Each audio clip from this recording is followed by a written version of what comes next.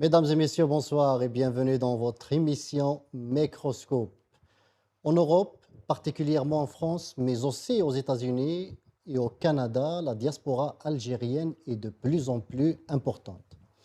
Nous avons souvent débattu de cette question de l'immigration de manière générale. Pourquoi les Algériens quittent-ils ou cherchent-ils à quitter leur pays par tous les moyens, que ce soit à travers l'obtention d'un visa touristique, d'un visa d'études pour les étudiants, ou encore par les fameuses embarcations de fortune au péril de leur vie et parfois même de celle de leurs proches. Nous avons en effet vu des familles entières embarquées dans l'espoir d'atteindre l'autre rive de la Méditerranée. Cette question devient particulièrement épineuse lorsqu'il s'agit de celles et ceux qui ont effectué de longues et brillantes études dans leur pays d'origine, mais qui sont aujourd'hui installés aux quatre coins du monde et contribuent au rayonnement de grandes entreprises, des institutions et centres de recherche de leur pays d'accueil. À ces intellectuels, à ces détenteurs de hauts diplômes et de précieuses compétences, le président de la République, Abdelmadjid Tebboune, vient de lancer un appel afin qu'ils participent au projet de développement du pays. Cet appel s'inscrit dans le cadre de la création du Haut Conseil de la communauté scientifique nationale à l'étranger, un organe consultatif relevant de la présidence de la République dotée de l'autonomie financière et administrative. Nous allons débattre ce soir de cette nouvelle instance dédiée aux compétences scientifiques algériennes établies à l'étranger avec nos invités. À tout de suite.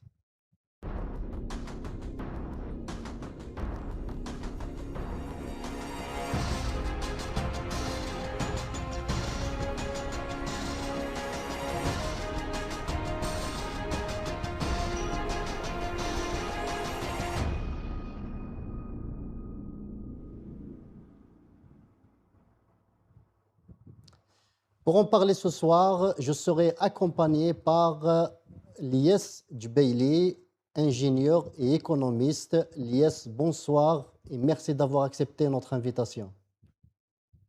Bonsoir, bonsoir Adel, merci pour l'invitation. Merci pour Merci. l'invitation. Et sera aussi des nôtres Djemel Gsoum. Djemel est chercheur en sociologie ou en sciences sociales. Djemel, bonsoir et merci d'avoir accepté notre invitation. Bonsoir Siad, merci pour cette invitation. Le bonjour au frère Elias qui a toujours sa guitare derrière lui et il m'impressionne énormément. Aujourd'hui, le sujet que vous allez aborder est d'un thème d'importance. Il y aura beaucoup de choses à dire et je pense que je dirais droit au but sans perdre de temps.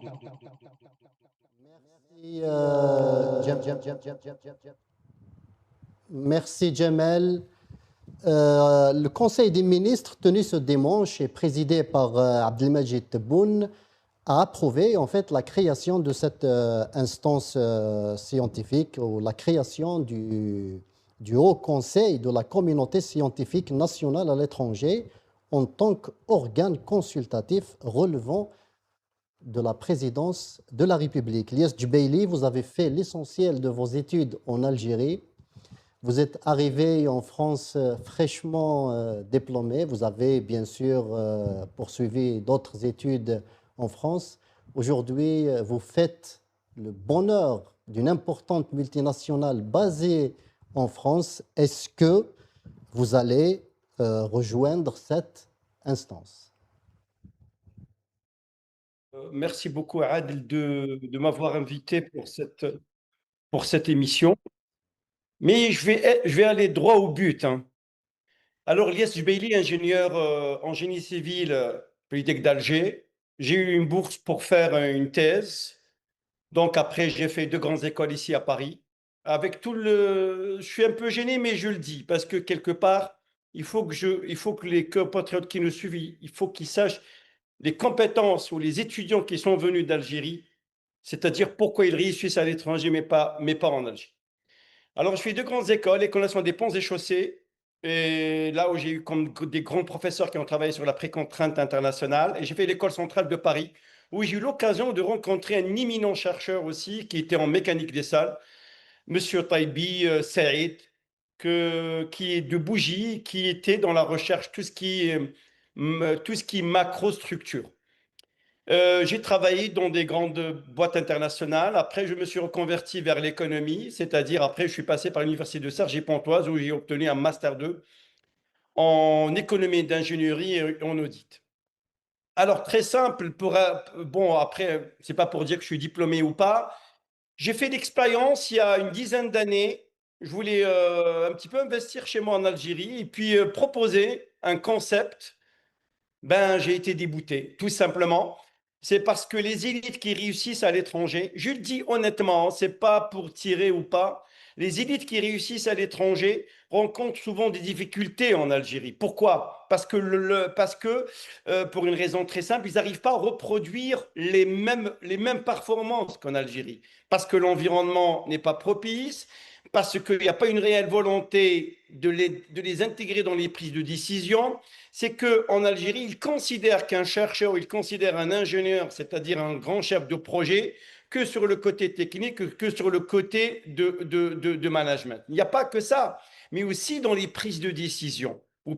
D'ailleurs, vous prenez un ingénieur qui est spécialisé en mécanique des sols, que c'est très, très, très peu en Algérie. Je le dis honnêtement, il n'y avait que 2, 3 professeurs, sachant que notre pays souffre d'un comportement de sol.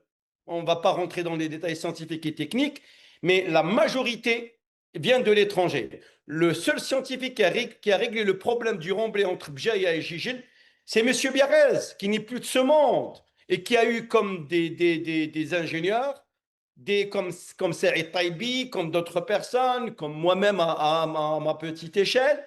Et c'est lui qui a réglé le problème. C'est que toutes ces élites, tous ces ingénieurs qui ont fait de grandes écoles, qui ont eu des bacs avec maths, avec des mentions bien et assez bien, ils sont complètement marginalisés.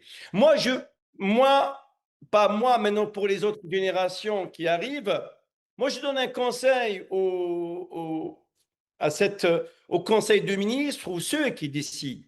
Essayez de valoriser d'abord les compétences qui sont à l'intérieur du pays. Parce que, qu'on le veuille ou non, nous venons de ce pays. C'est l'Algérie qui nous a formés. C'est une Algérie qui nous a formés de mettre en valeur nos compétences. Et que l'Algérien, l'étudiant, quand il arrive en France, il évolue très rapidement, il s'adapte. Parce que, parce que les acquis, parce que les prérequis étaient solides, enfin, durant ma génération, bien sûr. Hein. Donc, il faut valoriser les compétences à l'intérieur. Il y a des compétences en Algérie qui sont sous-utilisées, mal utilisées, ou je dirais complètement marginalisés sur des trucs subjectifs. Donc, bien, merci. C'est bien de faire appel à cette compétence, à ces élites, à ces Algériens et Algériennes, que ce soit dans le domaine médical, dans le domaine de la sociologie, dans le domaine de l'économie, dans le domaine de l'ingénierie, dans le domaine du management des projets. Quand on voit le projet de Raj Bilet, et qui a été pris de décision par-ci, par-là, je peux vous donner des compétences dans n'importe quel domaine qui sont capables de voir est-ce que le projet est rentable ou pas. Sur le problème des barrages en Algérie, où sont ces ingénieurs qui sont spécialisés en mécanique des roches, pas en ingénierie, en mécanique des roches, qui ont fait des grandes études? Où est le président de Sonalgaz qui a fait l'une des plus grandes écoles françaises? C'est des écoles ici, on ne parle pas d'université, de élite de chez élite, qui a fait Supélec, ils sont marginalisés. Et où sont des ingénieurs que j'ai connus qui sont Polytech d'Alger? Où sont-ils? Où sont-ils? Je ne vais pas te dire donner un nom d'un étudiant qui sortait de Polytech d'Alger même, qui a été boursier et qui a été complètement marginalisé et qui travaille pour un grand groupe ici franco-hollandais. Les exemples sont concrets. Peut-être c'est le moment de les rassembler autour de cette instance, Lias Jubaili. Maintenant de les rassembler, mais pourquoi maintenant, pas avant? Il n'est jamais trop tard pour bien faire, certes. Mais il faut préparer l'environnement, il faut les intégrer dans le domaine scientifique, dans le domaine technique, dans le domaine de prise de décision. Comment maintenant, après avoir fait le vide, il fait appel à ses compétences étrangères? J'ai toujours dit que le problème en Algérie, c'est ne pas vouloir investir sur le capital humain, le flux humain, c'est le capital humain. C'est pas sur le pétrole, c'est pas sur le gaz, sur le capital humain. Nous avons des ingénieurs qui sortent des universités algériennes, qui sortent en masse. Beb Zouar, Polytech d'Alger, Listo d'Oran, Constantine. Constantine à elle seule, elle a envoyé quasiment entre 10 et 15% de médecins Merci. spécialisés qui sont en France, qui font ce qu'on appelle FFI, fonction de faisant interne, et qui sont obligés de refaire le tout, dans tous les domaines. Allez-y dans l'enseignement secondaire aussi. Il y a des profs qui enseignent des maths. Il y a des agrégés en maths. Cette année, il y a une liste d'agrégés externes. Il y a 5 Algériens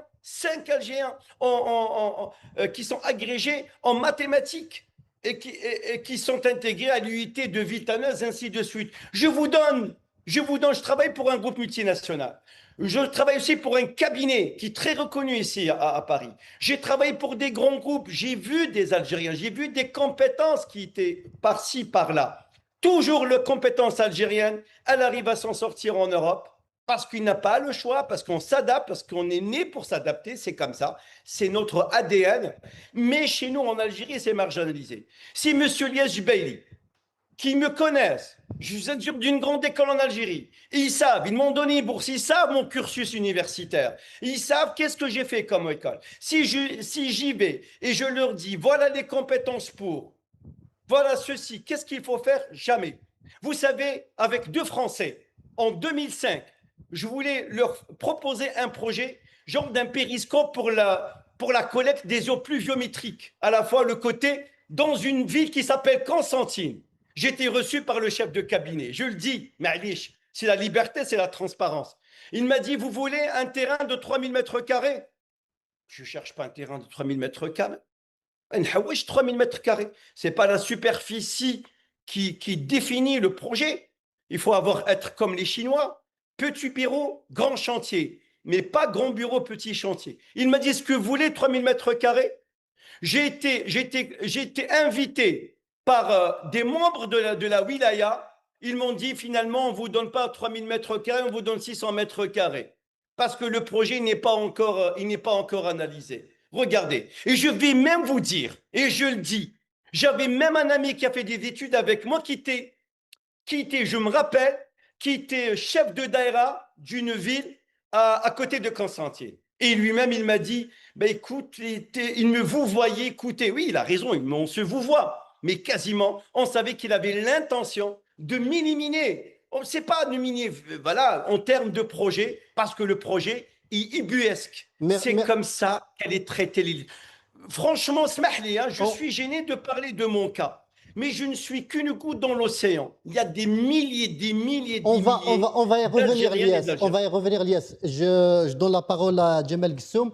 Djamel Ghessoum, vous êtes binational, vous avez fait toutes vos études en France, vous êtes à la tête d'un institut de recherche. Est-ce que vous vous sentez aujourd'hui concerné par l'appel de M. Tebboune? Oui, alors effectivement, moi je suis en France, c'est un parcours différent du frère Eliès. Donc j'ai fait tout mon parcours dans tout ce qui était recherche sociale et éducative et j'ai abouti il y a plus de 30 ans à une licence en sciences politiques à Paris Assas. Et pour répondre à votre question précise, est-ce que je me sens concerné par ce Haut Conseil? Absolument pas.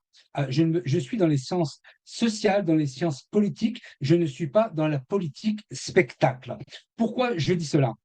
Parce que il y a quand même des précédents où moi je dis de la manière très claire à nos compatriotes, binationaux ou non, ne faites aucune confiance en ce qui vous est dit à Alger et je vais démontrer pourquoi de manière tout à fait conceptuelle, logique et analytique. Lorsque le président de la République fait des appels comme cela, pour moi c'est de la politique spectacle. Pourquoi? Parce que vous savez, au mois de novembre 2021, le président de la République s'était rendu à la SAFEX à Alger. Il avait rencontré des jeunes de la diaspora, des binationaux, il y en avait du Luxembourg, du Canada, des États-Unis, et qu'avait dit le président de la République, je vous le dis mot pour mot. J'ai la vidéo, d'ailleurs, je vais la publier ce soir. Comme ça, les gens verront de quoi je parle. Il avait dit, avec moi, il n'y aura jamais une différence entre vous et les nationaux, si ce n'est la distance géographique. Voici textuellement ce qu'il avait dit au mois de novembre 2023. C'est Tebboune Et qui a dit ça. qu'avait-il fait le 31 août 2023, 3 mois avant? 3 mois avant, il a promulgué une loi qui crée deux citoyennetés algériennes différentes, une avec plus de droits et une avec moins de droits. C'est la loi sur les médias. Pour aller très rapide, cette loi sur les médias, par exemple, Zinedine Zidane, Karim Benzema, Riyad Mahrez, n'ont pas le droit de créer une revue de football en Algérie. C'est interdit pour eux. C'est-à-dire que je leur apprends juste qu'ils sont interdits de créer une revue sur le sport. Autre chose, ça c'est pour les compétences sportives, hein. Et autre chose, c'est qu'il y a un haut conseil scientifique en Algérie, un haut conseil scientifique. J'ai un des membres de ma famille qui est très connu, qui est Habab El Gassem, qui est en Californie depuis des années. Bah, lui, il n'est peut-être, même s'il n'était pas binational ou il était binational, en tant que chercheur scientifique résident à l'étranger, il n'a pas le droit de siéger à ce haut conseil scientifique. Donc, quand le président de la République fait ce type de déclaration, je lui pose la question, vous dites quelque chose et vous faites le contraire. Et par conséquent, si vous nous interdisez, par exemple, moi j'avais, pour formuler un peu plus précisément, j'avais rendez-vous en décembre dernier, je le nomme, hein, parce que comme ça on va aller direct.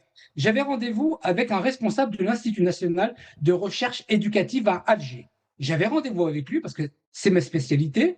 Et ce responsable, c'était M. Zerougui, n'était même pas capable d'assumer un rendez-vous. Comment est-ce que vous voulez discuter avec des gens à Alger qui sont à la tête d'institutions importantes et qui ne sont même pas capables d'assumer un rendez-vous? Donc je dis au président de la République, votre discours, il est bon, il est entendable, mais vous faites l'exact contraire de ce que vous dites. Donc, moi, je ne suis pas dans la politique spectacle, je n'ai pas de temps à perdre avec un haut conseil scientifique, surtout dans mon domaine, où je vais perdre mon temps à participer à des choses. Et d'ailleurs, il a fait la même chose avec le haut conseil de la société civile. Au Conseil de la société civile, c'est ce qui devait l'aider à être réélu en 2024. On ne sait même pas qui est à la tête. On n'a aucun rapport sur leur activité. Donc, moi, je ne participe pas et je ne participerai jamais dans l'état actuel à un quelconque organisme, à un quelconque haut conseil organisé par Alger. Moi, je n'ai pas de temps à perdre avec eux. Donc vous pensez que c'est de la poudre aux yeux? Ben, non, il n'y a même plus de yeux. Alors, vous pouvez mettre de la poudre. Non, c'est pire que cela. Ça aurait été de la poudre aux yeux, au moins il y a une stratégie. Vous voyez, politiquement, on peut dire qu'il y a une stratégie. Mais il n'y a pas de stratégie. Un haut conseil scientifique, alors que Habab El Gassem, qui est mon cousin, on vient de la même région, qui est l'homme qui a le plus de brevets au monde, n'a même pas le droit de siéger au haut conseil scientifique à Alger.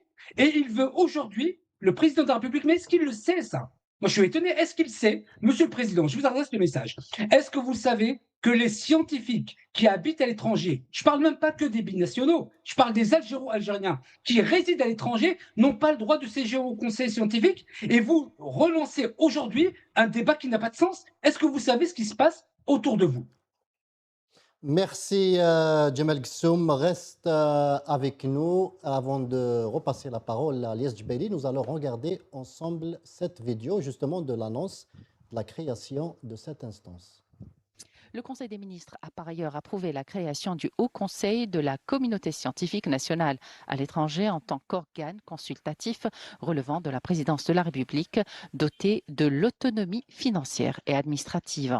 Le président de la République a appelé à cette occasion l'ensemble des scientifiques algériens établis à travers le monde à mettre leur expertise au profit de ce projet de développement visant à hisser le pays au rang des nations avancées. Lies Djebeli, Tebboune, il appelle donc à la contribution des compétences algériennes établies à l'étranger pour la construction de l'Algérie, pour la construction de l'économie algérienne et de dans tous les domaines scientifiques, mais il parle aussi de l'autonomie financière et administrative de cet organe qui vient de lancer la création. De quoi voulait-il parler en fait quand on parle d'autonomie financière et administrative? En fait, je vais essayer de faire le lien, Adel, par rapport à cette question.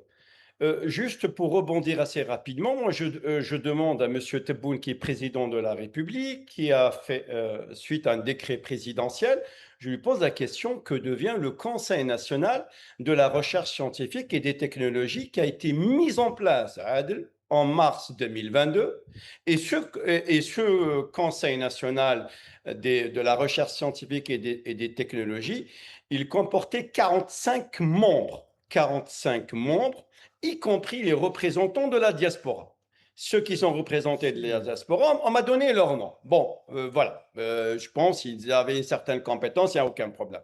Et donc, ils ont été nommés par décret présidentiel. Que devient ce Conseil national qui a été mis en place en mars 2022? Jusqu'à présent, il n'y a rien. Il n'y a rien. Je demande aussi l'Institut national des études de stratégie globale. Où en est-on par rapport à cet Institut national des études de stratégie globale? Où est-il? Qu'en est-il? Est-ce qu'il fonctionne? Est-ce qu'il est là? Où sont-ils ses membres? Est-ce qu'on voit ses membres? Deuxième, troisième point, Adel. Où est-ce qu'il est ce think tank Nibni, hein, Nibni, et où sont ces the think tank Nibni complètement qui l'ont poussé, les contributions sont tombées en des études. Où est-ce qu'il est, ce think tank Nibni? C'est des compétences algériennes, c'est des compétences avérées, hommes et femmes, femmes et hommes, jeunes et moins jeunes, qui sont dans ce groupe Nibni, dans ce think tank qui produit de la matière intellectuelle. Où est-il? Complètement, les contributions sont tombées en des études et quasiment à la trappe. La réalité. Je vous donne à tous nos compatriotes 3 exemples concrets, ni plus ni moins, concrets depuis mars 2022. Rien n'a été fait. Maintenant, si on nous parle de faire appel, un comité de faire appel à des compétences scientifiques pour travailler, d'abord, je vous dis, je le redis, on ne peut pas reproduire le même schéma ici en France, en Europe, en Algérie. Pour une raison très simple. C'est parce que le milieu, il n'est pas propice pour développer. Il n'est pas propice. Vous prenez un ingénieur français, un ingénieur algérien, un ingénieur français qui travaille ici dans des grands projets internationaux, dans l'extraction du pétrole offshore quelque part, il va être beaucoup plus performant parce que parce que l'environnement il est propice. Ceux qui sont en Algérie, est-ce que l'environnement est propice? Donc, Ilyes Jbeili, donc il n'y a pas la réunion de conditions de travail pour des chercheurs algériens en Algérie. Mais au fait, je vous renvoie à la question, cher Adel. Est-ce que vous pouvez me dire, allez, vous savez, c'est très simple. Pour ça, Napoléon disait qu'un grand pays se reconnaît par ses bâtiments et ses hôpitaux. Moi, j'essaie de m'appuyer sur Napoléon, qui est un grand homme, mais peu importe. Voilà, je m'appuie sur ce qu'il a dit. Quelle est la part de droit qui revient aux recherches-développement en Algérie, dans les universités algériennes, et dans les grandes écoles polytechniques d'Alger. Et il est où les laboratoires? Les laboratoires sont financés par qui? Est-ce qu'il y a une contribution? Est-ce qu'on fait de la recherche et développement? Est-ce qu'il y a un partenariat avec les étrangers? Moi, je me rappelle à mon époque que l'École centrale de Paris, l'une des plus grandes écoles dans la recherche, tout ce qui est Remblai, elle était jumelée avec l'université de Babzoua. Est-ce que ce partenariat fonctionne toujours ou pas? J'en suis sûr qu'il ne fonctionne pas. C'est fini. C'est fini. C'est parce que les laboratoires étrangers, quand ils trouvent qu'il n'y a pas de retour, donc ils abandonnent. Certes, ils ont des compétences algériennes qui sont installées en Algérie, en France, mais dès qu'elles partent en Algérie, c'est que ça s'évapore pour une raison très simple. Vous savez, je donne un petit exemple. Vous prenez Pierre et Marie Curie. Marie Curie, celle qui a découvert enfin tout ce qui est radium et tout. Elle est venue, ses parents étaient des paysans qui ont cueilli des pommes. Elle est venue en France, elle a développé, elle est devenue une grande scientifique par rapport à la disponibilité, la disposition des universités françaises. Alors en Pologne, à cette époque-là, elle ne pouvait pas. Ce n'est pas parce que le système polonais il était inadéquat, c'est parce qu'il n'y avait pas les moyens. Nous, en Algérie, on a les moyens, mais ceux qui gèrent, ceux qui prennent des décisions, je ne dirais pas, allez, est-ce qu'ils sont incompétents? Ils prennent des décisions ubuesques. Leur but, c'est de marginaliser les compétences. Il y a des compétences qui ont été marginalisées. Donnez-moi la question des ingénieurs des années 70. Des années 70. Ils ont fait appel à eux. Ils sont rentrés en Algérie. On leur a donné des logements. On leur a donné une petite voiture. C'était mes professeurs. Adel, je vous promets, j'avais un professeur, Ajeli, je dis son nom, parce qu'on n'oublie pas ce grand professeur. Il est venu des États-Unis, PhD aux États-Unis. Après un certain temps, il a tout vendu, il est reparti. Arrête. Il a tout vendu, il est reparti. Il n'a pas pu le supporter. Rien. Un chercheur, on lui donne une pièce où il n'y a rien à faire à la recherche. Juste de donner un cours magistral. Un chercheur, il n'est pas donné pour un cours magistral. Un chercheur, il est là pour développer, pour former des futurs chercheurs, pour participer aux prises de décision du pays. Tout ça, toutes ces conditions ne sont pas réunies. Que ce soit en médecine, que ce soit en sociologie, que ce soit en ingénierie, et surtout dans les secteurs les plus importants, ils sont complètement marginalisés. Maintenant, c'est bien de faire appel à ces compétences. Après avoir fait le vide, et on les a poussés à fuir et ne plus revenir dans leur propre pays, malgré qu'il reste des personnes patriotes et qui aiment leur pays. Mais malheureusement, c'est que le politique, ou la politique, ou les prises de décision politiques, ou la vision politique a toujours pris l'ascendant sur toutes ces compétences en les marginalisant, en les poussant au dégoût et repartir de leur propre pays qui les a formés. Et c'est ça. Maintenant, le pouvoir, il se rend compte que le poids de la diaspora, de ces élites, est très important. Moi, je dirais, avant de faire appel à ces élites ou à ces compétences, je dirais plutôt le terme compétences algériennes établies à l'étranger. Et il y a des compétences en Algérie. Il y a des compétences en Algérie. Investissez dans l'université. Quelle est la quote-part de la recherche et développement dans le plan de financement, la loi de finances? Faire en sorte à ce que les étudiants ne quittent pas à la fin de leur cursus. Rien que pour 2024, 6 000 étudiants algériens sont arrivés en France. Oui, absolument. Regardez, l'armée, elle a 23 milliards. Moi, je ne dis pas est-ce que le budget il est fort ou élevé pour l'armée, pour la sécurité. Je ne suis pas un expert. Je dirais quand même, de temps en temps, on essaie de faire très attention. Mais les autres secteurs, la contribution financière pour les secteurs les plus importants, c'est des secteurs vitaux dans le développement de notre pays, ils sont quasiment absents. Donnez-moi la quote-part qui revient à la recherche de développement. Donnez-moi la quote-part qui revient au développement des universités. Donnez-moi la quote-part qui revient, je veux dire, dans le secteur de l'éducation. Et c'est ça les secteurs très, très importants. C'est que depuis une vingtaine, trentaine d'années, je dirais une trentaine d'années, moi c'est un sociologue qui me l'a dit, on a oublié le citoyen algérien. On n'investit plus sur le capitalisme. Merci, on n'investit plus sur le citoyen, sur la compétence. Merci Lias, reste avec nous. Djamel Ghessoum, est-ce que, comme le souligne Lias Djibaili, et vous savez que chaque année, il y a 20 000 médecins algériens qui passent le concours pour venir travailler en France. Est-ce que la priorité aujourd'hui n'est pas de mettre les conditions adéquates, nécessaires pour des compétences qu'on a déjà à l'intérieur du pays avant qu'ils ne le quittent? Alors, disons que ça rejoint un peu les propos tenus par Lies, c'est-à-dire qu'avant même de parler, je pense, de moyens financiers, de structures organisationnelles, il faut d'abord avoir des prédispositions intellectuelles. Et c'est ce qui forge, en finalité et in fine, toute l'organisation structurelle et financière qui fait que un pays en recherche et développement, ça a été souligné par Lies, soit, je dirais, modernes, en tout cas qui répondent à un standard de type international. Donc, il y a des prédispositions intellectuelles qui sont complètement absentes en Algérie. Je ne parle pas là des chercheurs, je parle des gens qui sont chargés d'organiser, de structurer tout ce pan qui est absolument nécessaire dans tous les pays. Donc, la prédisposition intellectuelle est absente en Algérie, raison pour laquelle je le dis, je dirais avec une certaine retenue, aussi bien à la diaspora qu'aux binationaux, ne voyez pas l'Algérie en passant des belles vacances à Oran avec un taux de change de 280. Ça n'est pas ça l'Algérie. Il faut regarder l'Algérie sous le prisme politique et voir dans quelles conditions est-ce qu'on peut faire avancer des sujets d'importance. Ça peut être l'éducation, la sociologie, la recherche scientifique, la recherche nucléaire et tous ces pans.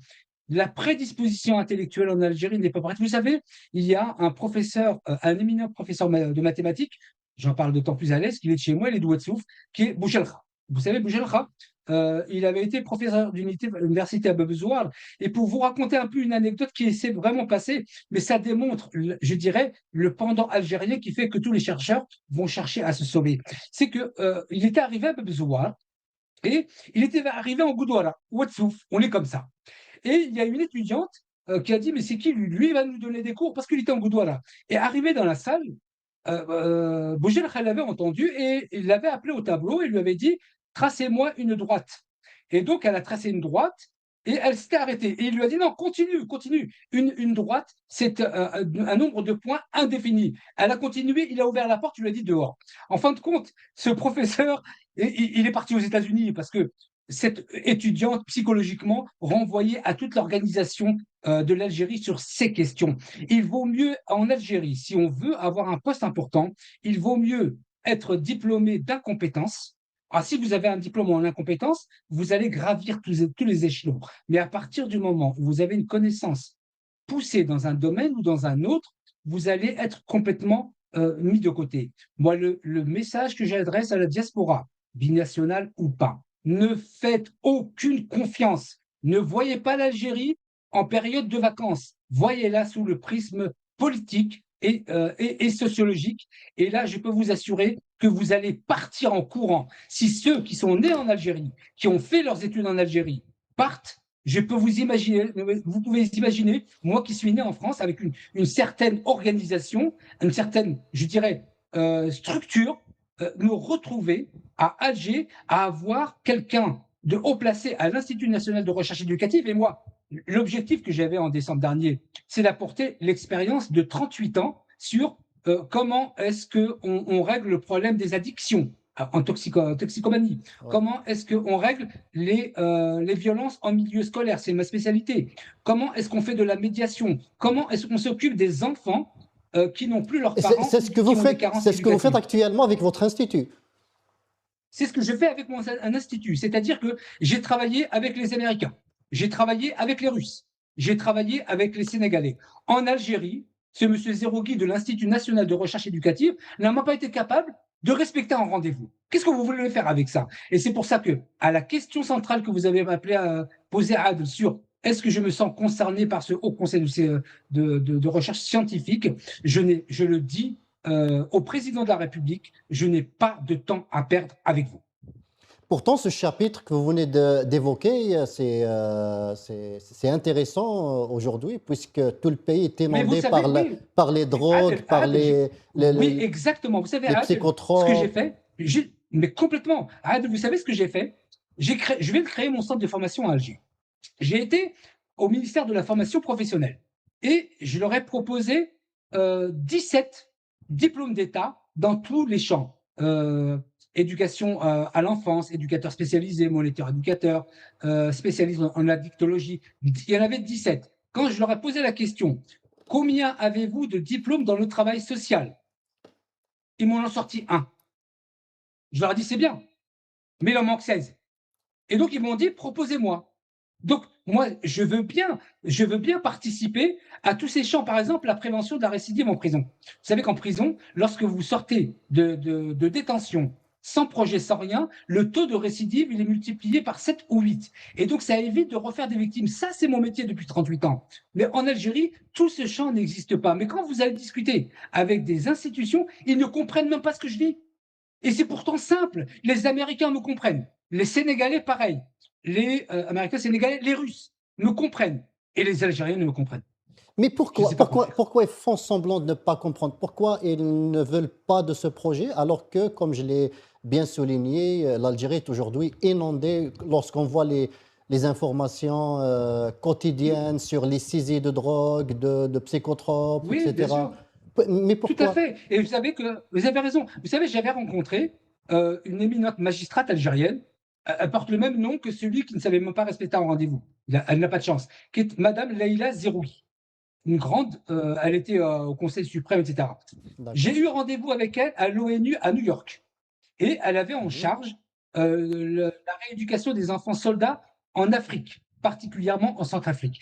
J'ai pu travailler avec une Algérienne pour monter une équipe de rééducateurs d'enfants soldats en Afrique, mais parce qu'elle était en poste à l'ONU à New York.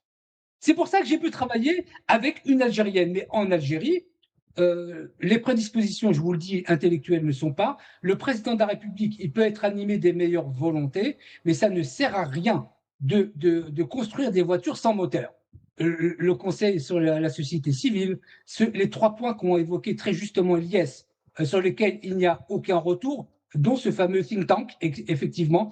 Donc, appeler à la compétence, ça serait bien qu'en Algérie, il y ait quelques compétences pour appeler à la compétence. Ça serait une bonne chose. Très bien. Donc, selon vous, ce projet ne fera pas long feu. Il ne va pas susciter Non, non, non, l'adhésion il ne va pas des démarrer. Non, il ne va binationaux. pas démarrer comme, il ne va pas démarrer comme ce qu'a indiqué très justement Elias. Ce sera exactement la même chose.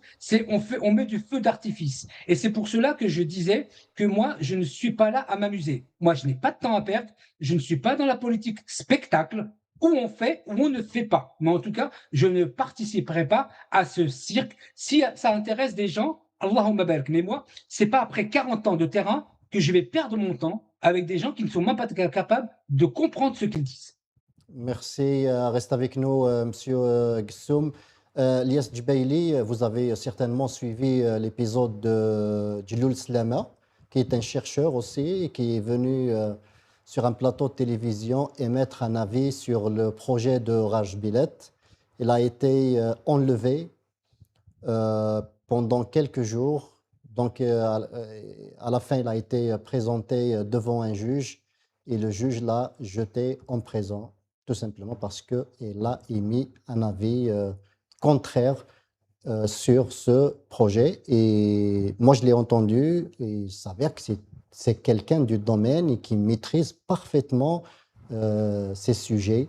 Est-ce que tout ça ne va pas aussi freiner l'adhésion des compétences algériennes établies à l'étranger dans cette instance lancée par le président de la République, Abdelmajid Tebboune?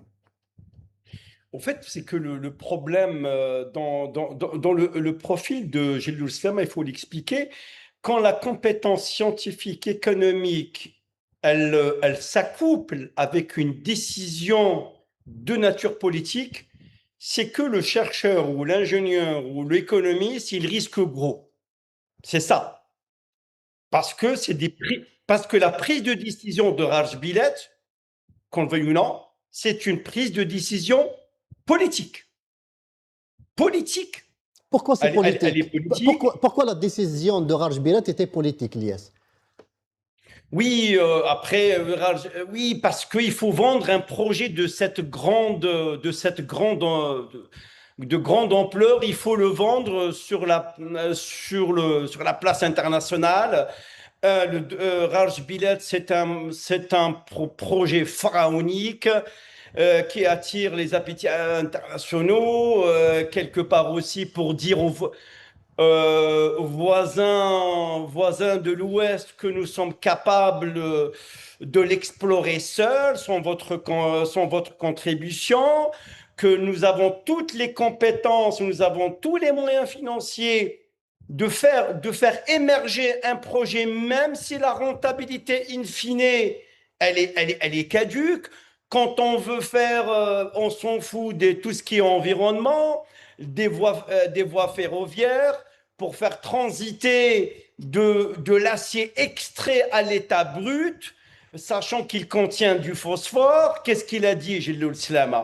Oui, il n'a pas pris le côté scientifique, il a pris le côté économique, le côté chiffre, le côté même pas économique, hein, le côté comptable, on va dire comme ça. Il a dit, vous l'extrait à telle extraction. Tout à fait. C'était le côté comptable. Oui.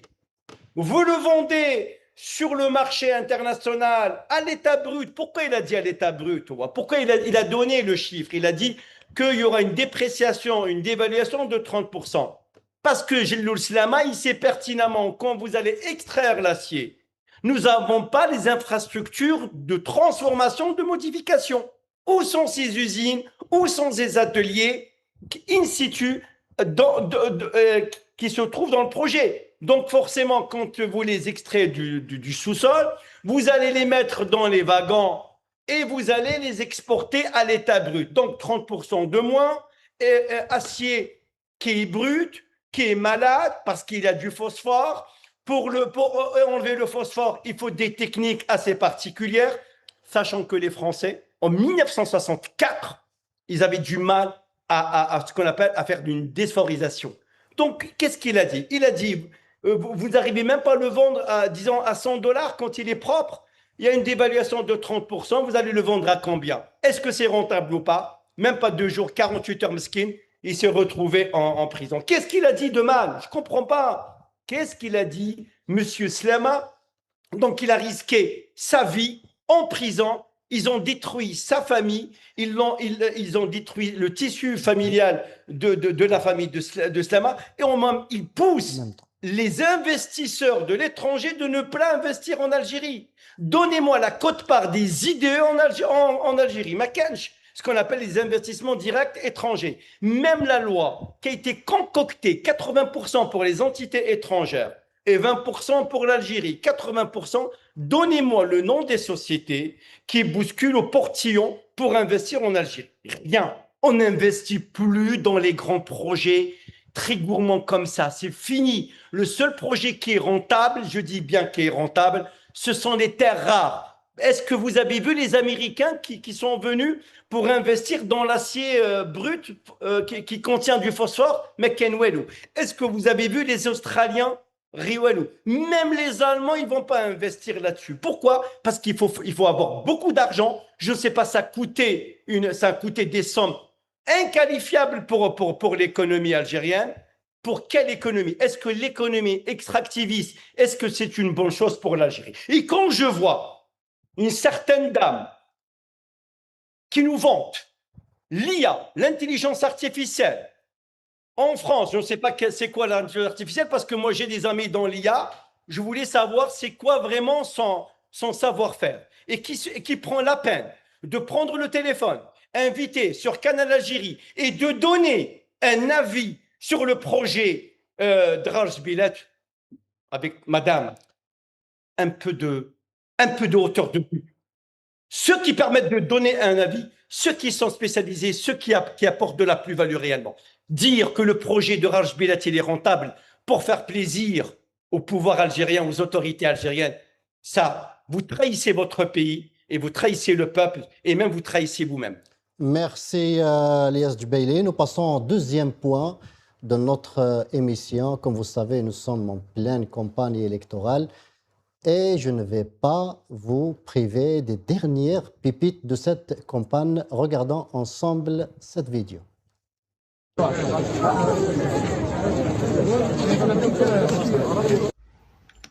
السلام عليكم. أنا اسمي حماي مص وحيد. حبيت نوضح واحد الحادثة صارت اليوم في المصلحة الجهوي الكبير. أنا رحت نحضر العرس الانتخابي باش نشوف الأجواء ثم.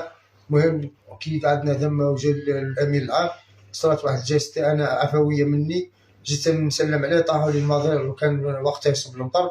يا أخي صارت ديك الجاست الناس قراتها باللي ودينا نحبلو فيديو وحنا رانا ما نحبوش اللي يدير، ما تربينا عليها ما ربونا والدينا عليها. وتحية الجزائر. يعني قلت لكم اللي حبت تجي الشهر هذا اختها ولا هي تخدم عندي عروس جراتوي بلاش مبلش مكياج وكواف مكياج وكواف. مكياج وكواف من عندي على شرط عيلتها كل تنتخب لي على فيصل، عيلتها كل تنتخب لي على فيصل، وكل كل واحد يمد كلمة عليه، فهمتوني؟ اخواتات خاطر حاضر من عيني. شوفوا البلاد، انا ننتخب وجيبي لي حاجه تسمن الجسم. خويتي اعطيني هساني قداش اعطيني 20 صوت نعطيك بطه تاع تسمين. اعطيني 20 صوت، اعطيني 20 صوت انك راح ينتخبوا 20 واحد من عائلتك. لمي خواتاتك، رجلت خواتاتك، بنويتك، لمي لي 20 صوت اختي العزيزه وراحي نعطيك بطه تاع التسمين. هذه الدنيا اختي. يقول لك Alors, nous avons vu pour la première fois, nous avons découvert le baiser de main. Donc, le monsieur explique que c'est dû à ses lunettes qui seraient tombées, alors que les lunettes n'étaient pas tombées. On a bien vu la vidéo, les lunettes étaient bien dans ses mains, mais il a fait ce baiser de main. Et le problème, c'est qu'il n'y a eu même pas la réaction du secrétaire général du RND, Monder Bouden. Et on a vu aussi une dame dérouler son projet électoral pour ces législatives du 2 juillet prochain. Lies Djubeili, un commentaire rapidement. C'est terrible. C'est terrible. C'est terrible. Franchement, je suis sans voix quand j'ai vu. C'est une image humiliante. Humiliante déjà pour ce citoyen. Je vais pas charger ce citoyen. C'est le résultat que le peuple algérien paye. C'est une image humiliante. Et je suis resté sans voix. Et oui, tout à fait, parce que le peuple algérien n'est pas habitué à ce genre de pratique. Il y a une fierté. Le baise-main est une pratique et n'est pas une pratique de culture algérienne. Le peuple algérien est réputé par sa fierté, par sa hauteur de vue, même si on n'est pas parfait. Mais ce genre d'image, c'est terrible. Et le responsable, c'est toujours le politique, la façon comment la politique elle est instrumentalisée en Algérie, comment on instrumentalise ce pauvre citoyen. Moi, je dis ce pauvre citoyen. Est-ce que le parti, oui, est-ce que le parti RND voulait rescaper, voulait repêcher cette image qui a fait le tour sur les réseaux sociaux? C'est ça la politique algérienne? C'est ça le serment de celles et ceux qui ont donné leur vie? Le citoyen algérien, il est réputé par sa fierté, il est réputé par une justesse de vue. Regardez où est-ce qu'on est arrivé. C'est ça. Donc on paye cash maintenant, on paye cash. J'ai du mal à y croire, le pays que j'ai quitté il y a 25 ans qui se trouve dans une telle situation. Ce n'est pas possible. Ce n'est pas possible. Ce n'est pas possible. C'est incroyable, mais vrai. Mais vrai. Le secrétaire général du RND, il aurait pu faire un communiqué je veux dire, même un rétropédalage, de sauver la face de citoyens de l'image de l'Algérie. Lies, et la dame qui propose des prestations contre des voix. Mais vous savez, tout le monde le sait, on a de façon directe, et je pense que Jamel, il doit être au courant, que je ne dirais pas la quantité des parlementaires qui se trouvent au Parlement, dans la chambre basse algérienne. J'en suis sûr qu'ils sont arrivés bshkara. Bshkara. Bshkara, ils sont venus. C'est-à-dire que les vents, on les achète bshkara. C'est-à-dire on prend 2 sachets, on achète. Donc c'est une image qui devient pratique courante. Donc les parlementaires qui siègent au Parlement, vous n'allez pas me dire qu'ils sont arrivés en prenant des chemins corrects, en allant vers le citoyen, en proposant des programmes. Merci. Il y en a. Merci, il y en a, mais une partie aussi qui est arrivée par le biais de la corruption, par Merci, le Elias. biais de l'Iqtala, par le biais de l'escroquerie. Et Merci. c'est ça le grand malheur de notre pays qui est en train de s'enliser davantage. Merci, Elias. Nous avons débordé un petit peu sur le temps de l'émission. Nous comprenons parfaitement votre cri de cœur de ce soir. Jamel Gsoum, un dernier mot ou un commentaire sur cette vidéo? Jamel? في الاحترام وما نخرجش تريك. Je préfère ne rien dire. Voilà, je préfère ne rien dire. باش نبقوا يعني في جو مليح وما نخرجش تريك. Je préfère voilà, je préfère m'abstenir. J'ai juste une observation à vous faire. Depuis le début de l'émission, Adel, on voit passer derrière vous le Conseil mondial de la diaspora algérienne, le CMDA. Et j'ai juste envie de dire une chose par rapport à cela. C'est que le CMDA, ce n'est ni plus ni moins qu'un club de rencontres. Si vous voulez trouver une femme pour vous marier, allez-y. Vous voulez trouver un mari, allez-y. Ce Conseil mondial de la diaspora est une escroquerie grande envergure. Présidé Pour par l'histoire, Karim en Zeribi. 2018, oui, en 2018, Karim Zeribi avait organisé l'Agora 2018 dans un grand restaurant parisien et des repas à 300 €. De 2018 à 2026, il y a eu d'autres galas avec le CMDA avec l'objectif de favoriser l'entrepreneuriat de la diaspora vers l'Algérie. Je lui ai posé la question, je mets au défi quiconque que de 2018 à 2026, qui nous donne le nom d'une seule personne, une seule, qui a été accompagnée pour devenir entrepreneur en Algérie. C'est voilà, c'est un concert de rock.